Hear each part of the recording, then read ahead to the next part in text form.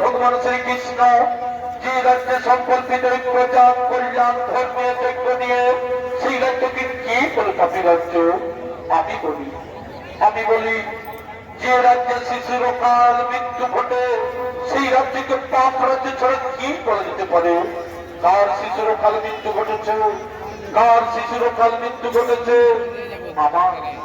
আমার স্ত্রী যে কোটি সন্তান জন্মগ্রহণ করেছে, আমার স্ত্রী যে কোটি সন্তান প্রসব করেছে, একটু জীবিত নেই, একটু বেঁচে নেই, নেই দেখো তার প্রমাণ।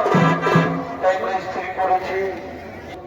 এবারে আমি তোমার স্ত্রী গর্ভের সন্তানকে বাঁচাবো, আর যদি না পারি তাহলে অগ্নিকুণ্ডে, এই অগ্নিকুণ্ডে এই আমার দৃঢ় প্রতিজ্ঞা। যাও তুমি বাড়ি ফিরে যাও।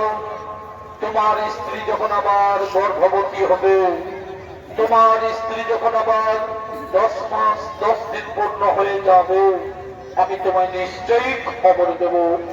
আমি তোমায় নিশ্চয়ই খবর দেব।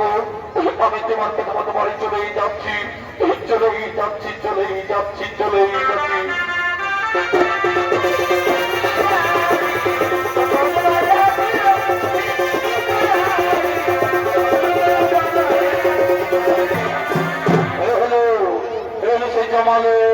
জমের দুধ কাল।